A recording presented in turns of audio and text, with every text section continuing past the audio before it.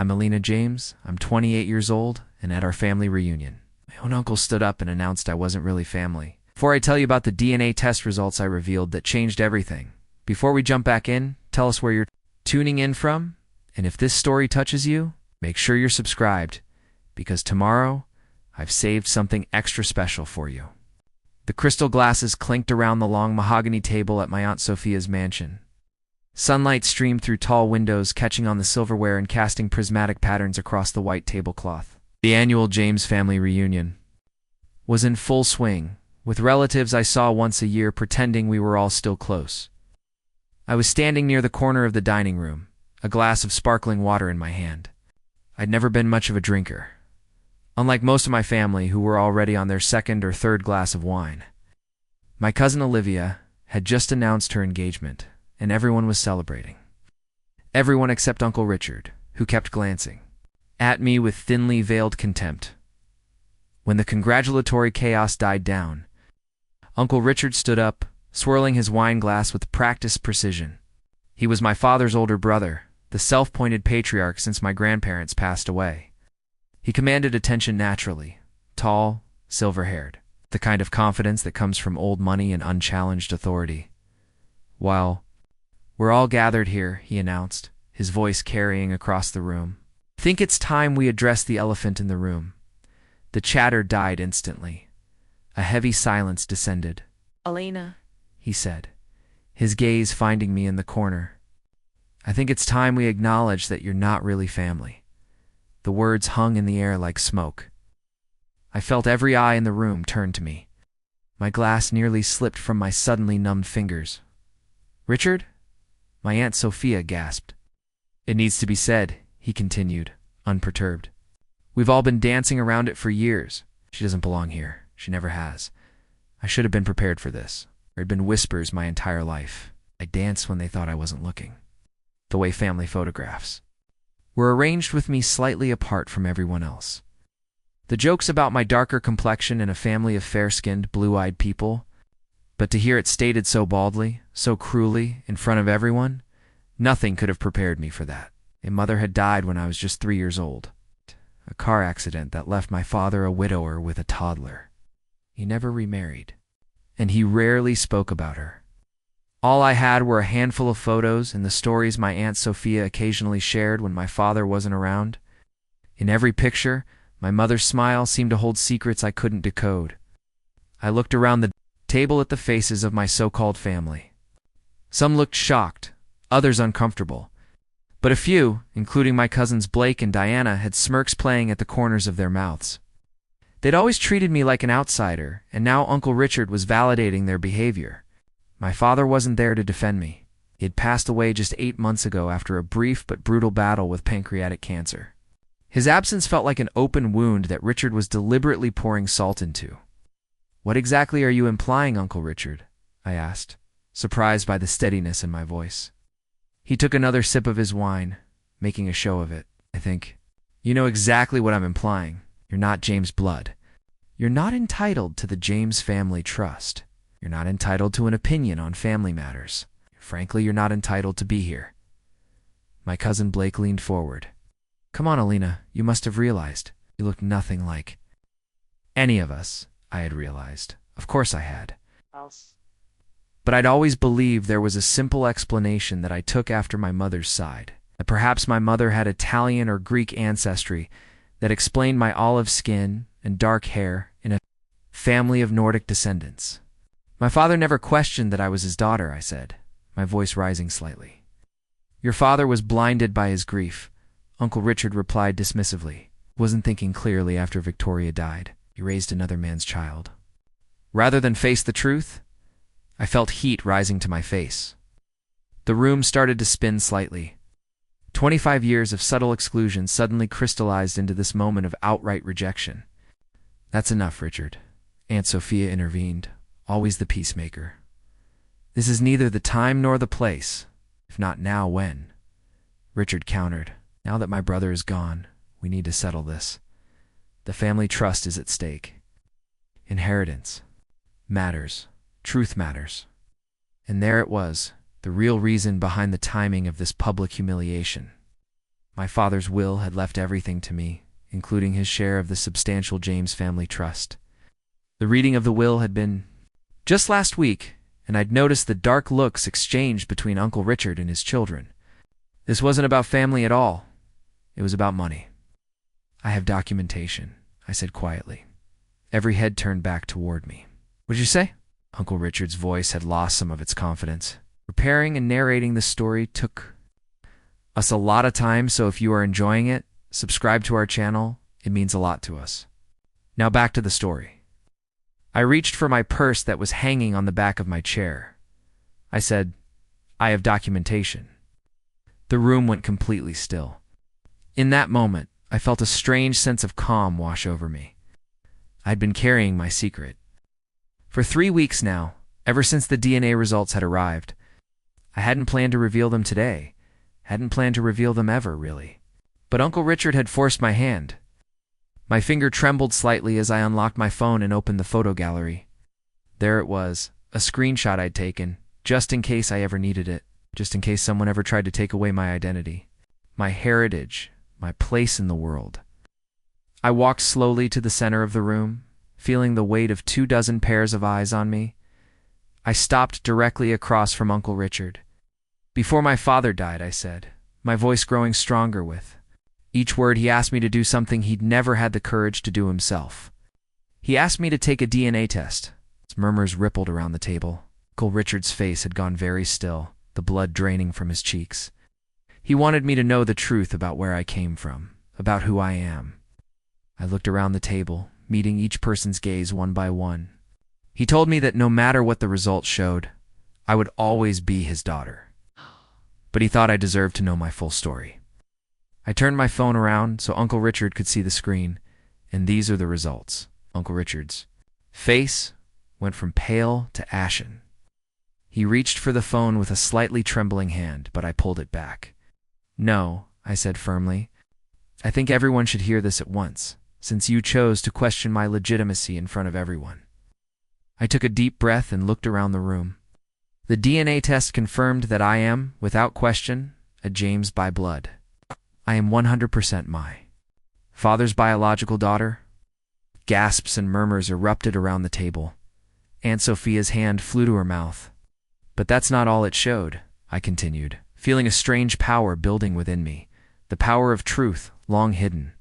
It also showed something else, something my father suspected but never confirmed. I turned back to Uncle Richard, whose face had now taken on a greenish tinge. The test revealed close genetic matches to all members of the James family, except one branch. Your branch, Uncle Richard. Your children, Blake, Diana, and Marcus, share no significant DNA with me or with anyone else in this family. The silence that followed was absolute. You could have heard a pin drop on the thick carpet. That's impossible, Blake stammered, his smirk long gone. Is it? I asked, turning to face him. Or is it the reason Uncle Richard has been so desperate? To discredit me? To declare me not family? Because he's known all along that his own children aren't biologically his, and by extension, aren't biologically James's? The explosion that followed was spectacular. Diana burst into tears. Marcus stormed out. Blake lunged toward me, only to be restrained by our cousin Andrew. Aunt Sophia was frantically trying to restore order, while her husband Paul just sat there, mouth agape. And in the middle of it all, Uncle Richard and his wife Caroline stared at each other across the table, decades of secrets passing between them in a single look. I hadn't come to the reunion planning for this. I hadn't wanted to hurt anyone or expose family secrets. But after years of being treated as less than, after Uncle Richard's cruel public denouncement, something in me had snapped. The truth was that I'd taken the DNA test out of simple curiosity after my father died. I'd wanted to feel connected to him somehow, to see my genetic heritage laid out in percentages and maps. The results had shocked me, not because they revealed I wasn't a James, but because they suggested that Uncle Richard's children weren't. I had kept the information to myself, unsure what to do with it. It wasn't my secret to tell, and I had no desire to hurt my cousins, despite their lifelong coldness toward me. But Uncle Richard had forced my hand with his public attempt to disinherit and disown me. As the chaos unfolded around me, I slipped the phone back into my purse and walked quietly out of the dining room. I needed air. I needed space.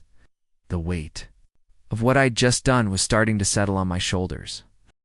Outside, the summer air was thick with the scent of Aunt Sophia's prized roses. I made my way to the stone bench at the far end of the garden, my favorite hiding spot since childhood. So many family reunions had sent me seeking refuge here. Over the years, I heard footsteps on the gravel path behind me and turned, half expecting to see an enraged Uncle Richard or one of my cousins coming to confront me. Instead, it was Aunt Sophia, her face drawn with concern. "Well," she said, settling beside me on the bench, "you certainly know how to liven up a family reunion." Despite everything, I felt a laugh bubble up. "I'm sorry, Aunt Sophia. I didn't come here planning to drop a bomb." She sighed, patting my hand. "No, I don't suppose you did." Richard left. "You no choice, making a spectacle like that?" We sat in silence for a moment, watching a bumblebee move methodically from one rose to another. "Did you know," I finally asked, "about Uncle Richard's children?" Aunt Sophia's gaze remained on the flowers, I suspected. Caroline had an affair with her tennis instructor years ago. It was the worst-kept secret in Greenwich. But suspecting and knowing are different things, she turned to me. "How long have you known?" 3 weeks, I admitted, "since the DNA results came back. I never planned to tell anyone. It wasn't my secret to reveal. But Richard forced your hand," she finished for me. I nodded, feeling a twinge of guilt. I shouldn't have exposed Blake, Diana, and Marcus like that. They're innocent in all this. It's not their fault who their biological father is. Aunt Sophia's laugh was bitter. "Innocent. Those 3 have been horrible to you your entire life. Following their father's example, treating you like an interloper." She squeezed my hand. "Sometimes the truth hurts, but that doesn't mean it shouldn't be told." Inside the house, we could hear raised voices. The fallout was continuing without us.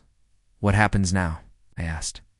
Aunt Sophia looked toward the mansion, a century of James family history embodied in its grand architecture. Now everything changes. Richard's position in the family was built on his supposed direct line to your grandfather. The trust specifications are clear. Only biological descendants qualify. The irony wasn't lost on me. Uncle Richard had tried to use biology to exclude me, only to have it backfire spectacularly. "I don't care about the money," I said, and I meant it. "I never did. I know," Aunt Sophia said softly. "That's why you deserve it." My phone buzzed in my purse. I pulled it out to find a text from my best friend Zoe. "How's the reunion from hell going?" If only she knew. "I should go," I said, standing up. "I don't think I'm welcome to stay for dinner anymore." Aunt Sophia rose with me. "Nonsense. You're more welcome than anyone. The one true James heir in your generation." She linked her arm through mine. "But I understand if you want to leave. This won't be settled today." As we walked back toward the house, I felt strangely lighter. It's a secret I'd been carrying, not just the DNA results, but the lifetime of feeling like I didn't belong, had been released into the open air. Whatever came next would at least be based on truth, not whispers and insinuations. Before we reached the terrace, Aunt Sophia stopped and turned to face me. "Your father would be proud of you today, Elena. He always wanted to stand up to Richard, but never found the courage. You did what he couldn't." Tears pricked at my eyes for the first time that day. "I miss him." "I know, sweetheart," she said, pulling me into a hug. "I miss him too." When we re-entered the house, the scene had shifted dramatically. Uncle Richard and Aunt Caroline were nowhere to be seen. Blake and Diana sat huddled together on the living room sofa, shooting daggers at me with their eyes. The rest of the family had broken into small clusters, urgent conversations happening in hushed tones. I gathered my belongings quietly, not wanting to cause any more drama. As I was about to slip out the front door, my cousin Marcus stepped out from the study. Unlike his siblings, his face held no anger, only a kind of weary resignation. "How long have you known?" he asked, his voice low. "Not long," I answered honestly. "And I never intended to tell anyone." He nodded slowly. I've suspected for years. I don't look anything like Dad, like Richard. He corrected himself. I don't even look much like Blake and Diana. I didn't know what to say to that. I'm sorry it came out this way. Don't. B, he said, surprising me. It needed to come out. The lies in this family have gone on too long. Hesitated, then added, for what it's worth, I always thought you got the worst of it. The way they treated you, it wasn't right. It was the closest thing to an apology I'd ever get from any of them. I nodded in acknowledgement. What will you do now? I asked. Marcus glanced back toward the living room where his siblings sat. I don't know, figure out who I really am, I guess. You? The same? I said with a small smile. Good luck, Marcus. You too, Elena. I walked out into the warm afternoon, got into my car, and drove away from the James family mansion. I had no idea what the coming days would bring. Legal battles over the trust, perhaps. More confrontations. More secrets revealed. But for the first time in my life, I felt certain of who I was. I was Elena James, daughter of Thomas James. I belonged. And no one could ever take that away from me again. As I drove home to my small apartment in the city, my mind raced with the implications of what had just happened. The annual James family reunion had always been a day of quiet suffering for me, enduring the subtle jabs, the exclusion, the feeling of being an outsider. But this year, everything had changed in ways I could never have anticipated. I thought back to 3 weeks ago when the email had arrived with my DNA test results. I had taken the test almost as an afterthought, a way to feel connected to my father. After his death, I remembered sitting at my kitchen table, opening the email, expecting to see a breakdown of ethnicities, perhaps some surprise Irish or Scandinavian heritage. Instead, what jumped out immediately were the family matches. The test had found numerous relatives in the system, second cousins, third cousins, and more distantly related Jameses scattered across the country. The family tree diagram confirmed what I had never doubted. I was a James by blood, directly descended from my father Thomas and my grandfather Edward. But there was something odd in the results too. The system had flagged an inconsistency in the family matches. According to the genetic data, the people listed in the system as Blake, Diana, and Marcus James, who had apparently also taken DNA tests at some point, showed no significant genetic relationship to me or to any other James relatives. Appeared as unrelated individuals. At first, I thought it must be a mistake. But as I dug deeper into the data, the truth became inescapable. Uncle Richard's children were not biologically his, which meant they were not James's by blood. I had closed my laptop that night, my head spinning with the implications. I had no intention of ever revealing this information. What would be the point, except to hurt people? Despite how they had treated me, I didn't want revenge. But Uncle Richard had forced my hand with his public denouncement. His attempt to cast me out of the family had backfired spectacularly, exposing his own family's secret instead. My phone rang, pulling me from my thoughts. It was Zoe. Hey, I answered, putting her on speaker as I drove. So, how was the reunion from hell? All the usual passive-aggressive comments about your career and love life? I laughed, but it sounded hollow even to my own ears. Not exactly. It was eventful. Eventful? It doesn't sound like a James family gathering. They're usually as exciting as watching beige paint dry. Uncle Richard announced to everyone that I wasn't really family. I said flatly. He tried to publicly disown me. He what? Zoe's voice rose to a screech. That pompous, silver spoon-fed jackass? Please tell me you threw a drink in his face. Please tell me you made a scene. I made a scene all right, I said, signaling for my exit. I revealed that his children aren't biologically his. According to DNA tests, they're not James's at all. The silence on the other end was deafening. Zoe, are you there? Holy shit. Each word was carefully enunciated. Elena James, you quiet, conflict-avoiding pushover. You did what? I revealed the truth, I said, feeling a fresh wave of guilt. I shouldn't have done it that way. Blake, Diana, and Marcus didn't deserve to find out like that, in front of everyone. Are you kidding me? Of course they deserved it. Those three have been horrible to you our entire lives. Remember when Diana accidentally spilled red wine all over your white dress at your father's retirement party? Or when Blake told everyone at your high school that you were adopted from a foreign orphanage? She had a point. My cousins had never missed an opportunity to remind me that I was different, that I didn't quite belong. Maybe, I conceded, but I still feel bad about it. I'm not like them. I don't want to hurt people deliberately. So what happens now? Zoe asked, her voice softening. With the trust and everything? That was the million-dollar question, or rather, the several million-dollar question. The James family trust was substantial, built on generations of investment banking success.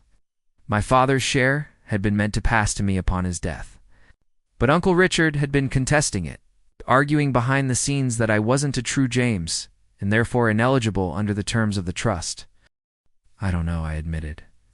Legally, the trust is quite clear, only biological descendants qualify. But I'm sure Uncle Richard will fight it. He always does. With what grounds now? His kids are the ones with no biological claim? I sighed. Turning onto my street? Rich people always find a way, Zoe. You know that. Well, rich or not, you just stood up to the family tyrant. I'm proud of you. After ending the call, I sat in my parked car for a long moment.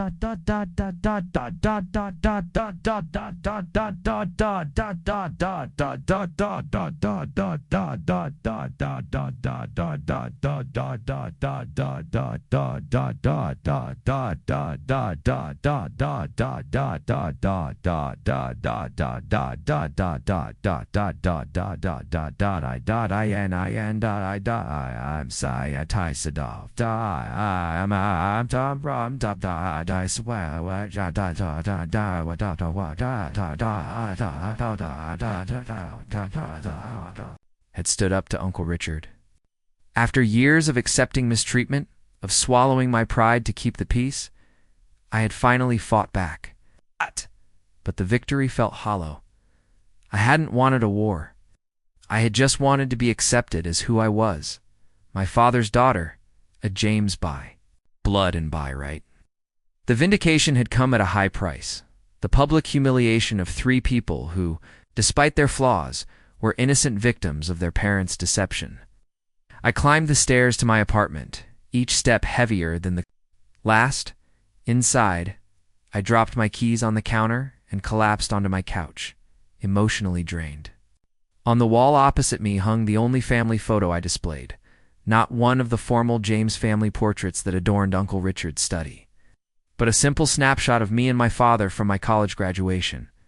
His arm was around my shoulders. His smile proud. We had the same smile, people always said. Same eyes, too. I wish you were here, Dad, I whispered to the empty room. I wish you could tell me if I did the right thing. But my father was gone, and I was left to navigate the fallout alone. Whatever came next, legal battles, family estrangement, or perhaps some unexpected resolution, I would face it knowing exactly who I was. That certainty, at least, was worth something. The first indication that my DNA revelation had far-reaching consequences came the very next morning.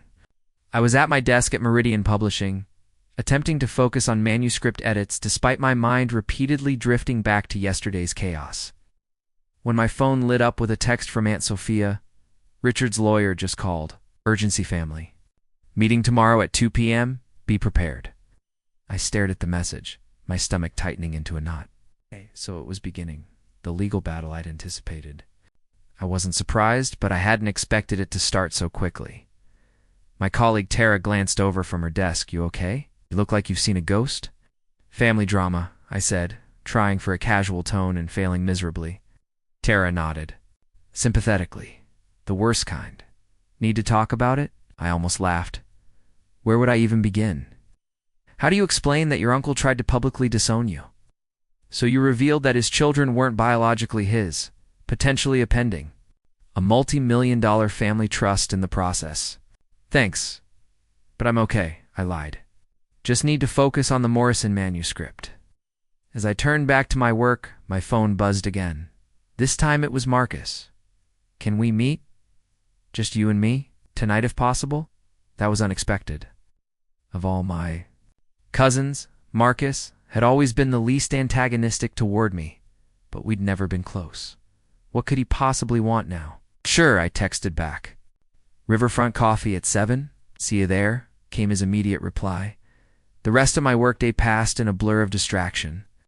By 5 o'clock, I'd made so little progress on the manuscript that I promised myself I'd work extra hours tomorrow. To compensate, as I packed up my things, Tara caught my eye. Whatever's going on, she said gently. Remember that family is who treats you like family, not just who shares your DNA. If only she knew how ironic that statement was in my current situation. I arrived at Riverfront Coffee 20 minutes early, choosing a quiet corner table with a view of the door. The place was nearly empty on a Monday evening, just a couple of students with laptops and an elderly man reading a newspaper. Marcus walked in at exactly 7 p.m., punctual as always. He spotted me immediately and made his way over, his usually confident stride now hesitant. He looked different somehow, shoulders slightly slumped, the characteristic James family arrogance notably absent. Thanks for meeting me, he said as he sat down across from me. He looked exhausted, with dark circles under his eyes suggesting he hadn't slept much since yesterday's revelation. Of course, I replied, studying him carefully. Are you okay? He gave a humorless laugh. Am I okay? Let's see. In the span of 24 hours, I've discovered that my biological father isn't who I thought. My entire identity is based on a lie, and my position in the family is suddenly uncertain. So no, Elena, I'm not particularly okay. I winced. Sorry, that was a stupid question. No, I'm sorry, he sighed, running a hand through his hair. I shouldn't take it out on you. You're not the one who lied to me my entire life. A barista approached, and we both ordered black coffee for him, chai tea for me. When she left, an awkward silence descended. Why did you want to meet? I finally asked. Marcus stared into his coffee as if it might contain answers. I've been doing a lot of thinking since yesterday, about family, about identity, about who I really am. He looked up at me, and I realized something. Of all the people who could understand what I'm going through right now, you're probably the only one. That caught me off guard. Me. Yes, you, he said, leaning forward. You've spent your entire life being treated like you don't quite belong in the family. Like your identity was somehow in question. And now I'm experiencing the same thing. Overnight, I've gone from being a James to I don't even know what. I hadn't thought of it that way, but he was right. There was a strange parallel between my lifelong experience and what he was now facing. The difference, I said gently, is that I always knew who my father was. I never doubted that I was Thomas James's daughter, even when others seemed to. Did you ever ask him? Marcus questioned. About why you look so different? From the rest of us. I nodded, wrapping my hands around my warm mug. Once, when I was about 12, I asked him why I didn't have blue eyes like him and everyone else in the family photos. What did he say? He told me I had my mother's eyes, her hair too. Said I was the perfect blend of both of them. I smiled at the memory. Then he showed me pictures of my maternal grandmother, who had the same dark eyes and hair as me. He said the James genes might be strong, but the Reyes genes fought back in me. Marcus absorbed this, nodding slowly. At least you had an explanation. I have nothing. No idea who I really am, genetically speaking. Have you talked to your mother? His face hardened.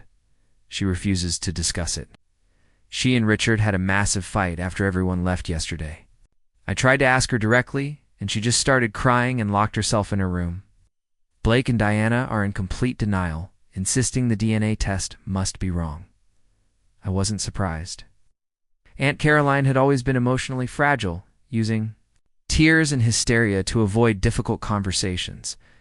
And my cousins Blake and Diana had inherited their father's tendency to reject any reality that didn't align with their preferred narrative. What will you do? I asked. Marcus took a long sip of his coffee before responding. I'm going to take a DNA test of my own, a different company than the one you used, just to confirm. Then he trailed off, and then, I don't know, he admitted. Try to figure out who my biological father is, I guess. Try to understand who I am outside of being a James. Something in his expression made my heart ache for him. Despite our complicated history, he was suffering, and it was partially because of my actions. I'm sorry it came out this way, I said softly. I never intended to hurt you. I know, he replied. And honestly, I'm not angry with you. You had every right to defend yourself after what Richard did. He hesitated, then added, Actually, I wanted to apologize. For what? For not stepping in yesterday when Richard attacked you? For all the years I stood by while Blake and Diana were cruel to you? For being complicit in how this family treated you? His eyes met mine, genuine remorse in them. Knew it wasn't right, but I was too cowardly to say anything. His honesty was disarming. In all our years as cousins, this was perhaps the most authentic conversation we'd ever had. Thank you, I said simply. That means a lot. We talked for another hour, discovering connections and shared experiences we'd never acknowledged before. How we both felt like outsiders in different ways. How the James family legacy had been both a blessing and a burden. How we'd both chosen careers outside the family investment business, seeking to forge our own paths. By the time we parted, something had shifted between us. Not friendship exactly, but understanding. A tentative alliance in the storm that was brewing. I'll see you at the meeting tomorrow, Marcus said as we stood to leave. Are you going? I asked, surprised. Of course. Biologically a James or not, I deserve to know what's happening. And so do you. He offered his hand. Maybe we can face them together. I shook his hand, a strange feeling of hope rising within me. Together. The next day, I arrived at the James family attorney's office 15 minutes early, dressed in what Zoe called my corporate warrior outfit, a tailored navy suit that projected confidence I didn't entirely feel. I'd barely slept, running through possible scenarios in my mind, preparing arguments, steeling myself for confrontation. The receptionist, a polished woman with a practiced smile, led me to a large conference room with floor-to-ceiling windows overlooking the city. Several people were already there, Aunt Sophia and her husband Paul, Uncle Richard's younger brother Michael and his wife Irene, and to my surprise, Marcus, sitting slightly apart from the others. Aunt Sophia immediately came to embrace me. How are you holding up? She whispered. I'm okay, I assured her, though my racing heart suggested otherwise. Uncle Michael approached next, giving me an awkward half-hug. He had always been the most removed from family politics, living overseas for much of my childhood, and only returning to the States a few years ago. It's quite the situation we have here, he said, his expression unreadable. I always miss the exciting reunions, it seems. Before I could respond, the door opened again, and Uncle Richard entered, followed by Aunt Caroline, Blake, and Diana.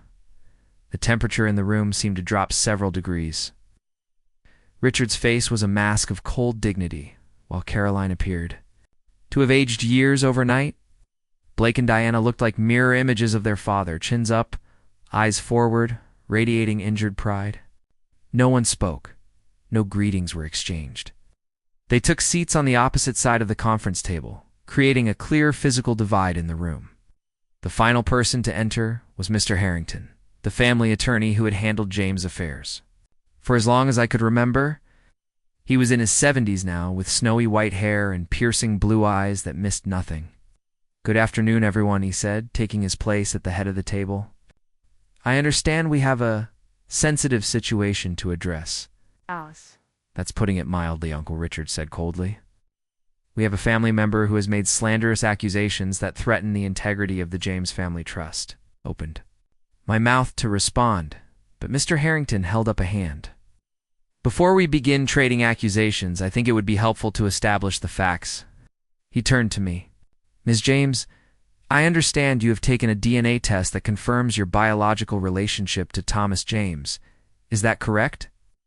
Yes, I said, grateful for his matter-of-fact approach. I have the results with me. I slid a folder across the table, Inside was a printed copy of my DNA test results, along with a notarized statement confirming their authenticity. Mr. Harrington examined the documents carefully and nodded. And these results also indicate that Blake Diana and Marcus James do not share DNA markers consistent with the James family lineage. That's correct, I confirmed, avoiding looking at my cousins. This is absurd, Blake interjected. Consumer DNA test isn't legally binding evidence. This could be completely wrong. I've taken my own test, Marcus said quietly. Everyone turned to look at him in surprise. I got the results this morning. They confirm what Elena's test showed. I am not biologically related to the James family. A heavy silence fell over the room. Aunt Caroline made a small, strangled sound. Marcus, she began, her voice pleading, but he cut her off with a raised hand. We're not here to discuss that aspect of it right now, Mother. This meeting is about the legal implications for the trust. Mr. Harrington cleared his throat. Date, as you all know, the James Family Trust was established by Edward James with very specific conditions regarding beneficiaries. According to the trust documents, only biological descendants of Edward James qualify as beneficiaries, which means Elena is a legitimate beneficiary as Thomas's biological daughter, Aunt Sophia stated firmly. And it means my children are not, Uncle Richard said, his voice strained but controlled. That's what you're all getting at, isn't it? Mr. Harrington's expression remained neutral. Based on the evidence presented, that would be the legal interpretation of the trust conditions, yes. Diana slammed her hand on the table. This is ridiculous. We've been Jameses our entire lives. You can't just take that away because of some mail-ordered DNA test. No one is taking away your name, I said, trying to keep my voice gentle despite her hostility. This is just about the trust. Just about the trust. Blake scoffed. It's just about millions of dollars, you mean? How convenient that you discovered this right after Uncle Thomas died and left you everything. That's enough, Blake, Marcus snapped, surprising everyone. Lena didn't create this situation. If you want to blame someone, blame our parents. For the lies. The room erupted into chaos. Caroline sobbing, Richard and Blake shouting, Diana making accusations. Mr. Harrington attempted to restore order, his authoritative voice rising above the din. In the middle of it all, I felt a strange sense of detachment. I looked around at these people, my family in name, some by blood, others not, and wondered how we had reached this point. How had money and status become more important than truth and connection? Stop! The voice was so commanding that everyone froze. It was Aunt Sophia, standing now, her eyes blazing. Look at us, fighting like animals over money. Is this what the James family has become? She turned to face Richard directly. You started this, Richard. At the reunion. You tried to publicly humiliate Elena, to strip away her identity because you were afraid of what she might eventually discover about your own children. You weaponized her appearance, her sense of belonging, for your own purposes. Richard's face flushed dark red. I have no idea what you're talking about, Sophia, don't I? I've watched you manipulate this family for years, using the trust as a weapon, pitting family members against each other, all to maintain your position as the almighty patriarch. Her voice dripped with disdain. Edward would be ashamed of what you've done to his legacy. The mention of my grandfather seemed to hit Uncle Richard like a physical blow. He actually flinched. The irony, Aunt Sophia continued, her voice softer now, but no less intense, is that none of this had to happen. If you had simply accepted Elena as Thomas's daughter, as family, she might never have taken that DNA test. Your secret might have remained safe. The truth of her words hung in the air. If Uncle Richard hadn't tried to exclude me, I might never have discovered the truth about his children. His own actions had triggered the very outcome he most feared. Mr. Harrington cleared his throat again. Perhaps we should take a brief recess before discussing potential resolutions to this situation. I suggest 20 minutes. As people began to filter out of the room, I remained seated, feeling too drained to move. Marcus stayed as well, and after everyone else had left, he moved to sit beside me. Are you okay? He asked, echoing my question. From the coffee shop, I gave him a small smile. Not really, not even close. He sighed deeply. But you know what's strange? I feel more honest right now than I have in years. like I'd been living behind a mask without even realizing it. I knew exactly what he meant. The truth hurts, but it also frees you. Exactly. He hesitated, then asked, "What do you want to happen with the trust, Elena?" Really? I considered the question carefully. What did I want? The money had never been important to me. I had built my own career, my own life. All the trust represented. Security, certainly, but it was more than that. It was validation. Recognition that I truly was a James, that I belonged. I want what's fair, I finally answered. I want what my father would have wanted. I looked at Marcus directly. I don't believe he would have wanted to see you, Blake, and Diana cut out completely, regardless of biology. You were raised as Jameses. That counts for something. Marcus studied me for a long moment. You're a better person than most of us deserve, Elena. When the meeting reconvened, tensions were still high, but the explosive anger had subsided into a simmering resentment.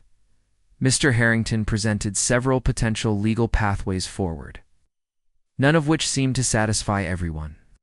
As the discussion circled back around to the same arguments, I found myself thinking about my father. Would he do in this situation? Thomas James had been a peacemaker, a man who valued family harmony above all else. Perhaps that's why he had never confronted the rumors about me, never forced a DNA test during his lifetime. He hadn't wanted to create division, but he had also been a man of principle, who believed in truth and fairness. He wouldn't have wanted his daughter excluded from her rightful inheritance based on lies and manipulation. I have a proposal, I said suddenly, interrupting Uncle Michael mid-sentence. All eyes turned to me. The original intent of the James Family Trust was to provide for Edward James's descendants, began, choosing my words carefully. In a strictly biological sense that now includes me and excludes Blake, Diana, and Marcus. Blake started to protest, but I held up a hand. However, family is more than biology. It's shared history, shared values, shared identity. I took a deep breath. I proposed that we restructure the trust to include all of us who were raised as Jameses, regardless of biological connection. Murmurs spread around the table. That would require modifying the trust conditions, Mr. Harrington noted. It's possible, but complex.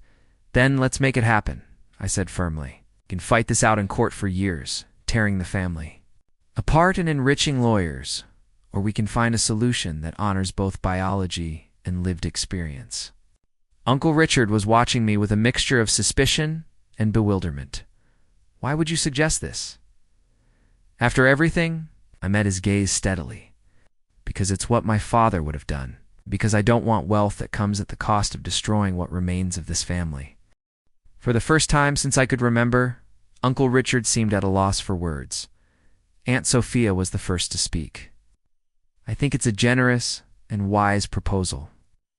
Edward's intention was to provide for his family. The definition of family may have become more complicated than he anticipated, but the principle remains. One by one, the others voiced their opinions. Uncle Michael and Aunt Irene supported the idea. Marcus immediately agreed. Blake and Diana exchanged looks, clearly surprised by my suggestion, but not objecting. Even Aunt Caroline gave a tearful nod. Only Uncle Richard remained silent, his internal struggle visible on his face. Finally, he spoke. "You are very much your father's daughter," he said quietly. The words coming from him were perhaps the greatest validation I could have received. Mr. Harrington began outlining the legal process for modifying the trust, but I was only half listening. A weight I hadn't realized I was carrying seemed to lift from my shoulders. For the first time in my life, I felt truly seen as a James, not just by blood, but by choice. As we prepared to leave the meeting, Marcus caught up with me in the hallway. "That was unexpected," he said. "You could have taken everything, and what would that have accomplished? More bitterness, more resentment." I shook my head. "I've had enough of that for a lifetime." Still, it was remarkably generous. I thought about that for a moment. It wasn't generosity, it was self-preservation. I don't want to be the kind of person who values money over humanity. He nodded slowly, understanding dawning in his eyes. Maybe there's hope for the James family after all. Maybe there is, I agreed. But I think it's going to be a very different family from now on. As I walked out into the bright afternoon sunlight, I realized that was exactly what I had always wanted. Not to be excluded from the family, but for the family itself to change, to become something healthier, more honest, more accepting. The path forward wouldn't be easy. There would be legal hurdles, emotional reckonings, relationships to rebuild or redefine. But for the first time, I felt like I was walking that path. As my true self, Elena James, neither more nor less than exactly who I was meant to be. Up next, you've got 2 more standout stories right on your screen. If this one hit the mark, you won't want to pass these up. Just click and check them out. And don't forget to subscribe and turn on the notification bell so you don't miss any upload from us.